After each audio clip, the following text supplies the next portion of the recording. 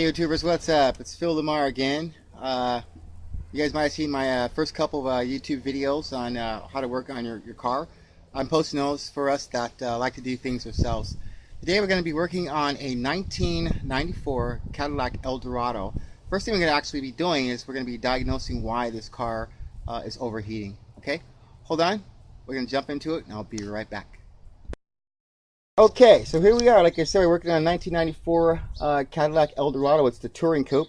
It's got that 32 valve North Star V8 motor in it. Apparently, this guy's been having some overheating issues with the car. Now, just for a quick diagnostic, besides going through the whole thing of, your radiator and whether or not, your radiator fill tank is any good, I would basically start with the thermostat.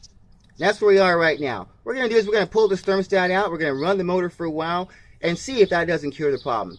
Half the time it's going to be your thermostat because thermostats are not absolute. These things can go out in a heartbeat, all right? So check it out. We're going to pull this thing out. We're going to see what happens, and I'm going to let you know what happens afterwards. Hold up. We'll be right back.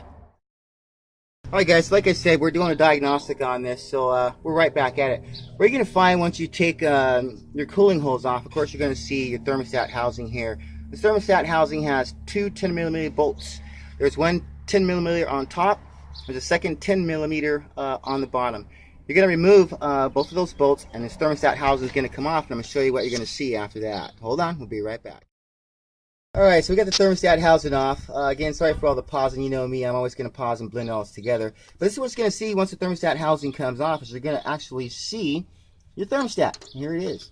Now, a lot of people won't tell you this, and it's probably not something you want to do, but yeah, if your car seems to be overheating and you want to diagnose why it's overheating, go ahead and take the thermostat out of the thermostat housing. Do not put the thermostat back in. There's going to be a rubber ring. This rubber ring right here, you're going to need this, okay? You're going to need this for a simple fact that when you put your thermostat housing back on, this rubber ring actually seals the thermostat up tight where you're not going to lose any water. This is also going to help in the diagnostic. Hold on, we're going to put this back together and I'm going to show you what we get afterwards. We'll be right back. So again, just quick diagnostic. All right, so we got the thermostat out. What we're going to do right now is we're going to put the thermostat housing back on, and we're going to use some gray, ultra gray Permatex to reseal it. Now, a lot of mechanics and a lot of shops will tell you that you absolutely need a thermostat. However, I'm here to tell you, for real and honestly, the only purpose and operation of a thermostat is just to warm your engine up a little bit faster. It makes your heater blow warm air a little bit faster. It makes the car warm up faster. Other than that, it has no other function. It's just a little bitty mechanical part that doesn't run anything electrical, doesn't run any oil. It just opens up to let cool air flow around your motor. But guess what? We got the thermostat in. There's nothing to block the water from running around your motor. Therefore, your motor's going to run a lot cooler and stay a lot cooler, especially during the summer months. All right, we're going to reverse the process and put this housing back together, hook everything back up, start this puppy up, and see what we get. I'll be right back. All right, guys, here we are. Okay, thermostat housing is back on. We got some Permatex and Permaseal around it again. I have left the thermostat completely out. I'm trying to tell you this from experience. The only operation of the thermostat is only to help the car warm up faster and to make the heat that's coming out of your heater come out a little bit warmer. That's its only operation.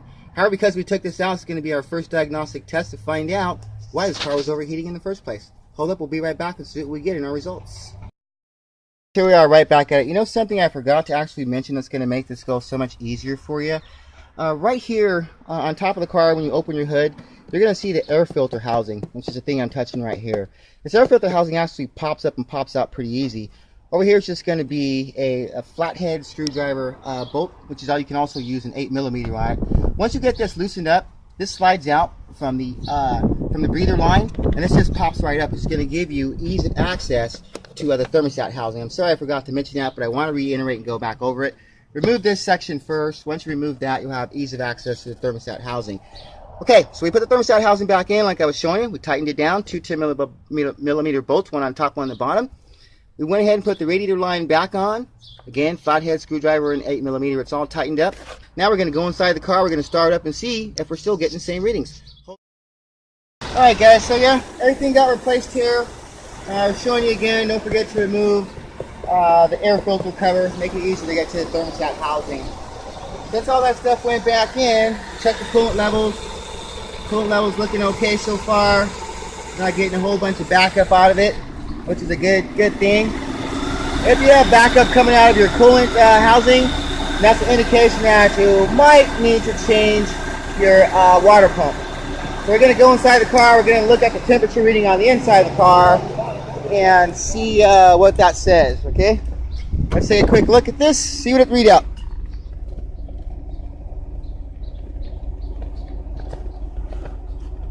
Okay, our coolant temperature is up there a bit. I want to run much cooler myself. We're going to see how this actually flows. The cooling fans have come on. I would much rather have this be down around 180, maybe 190, no more than 220 degrees. Okay, so again, this continues to happen. Oh, there we go.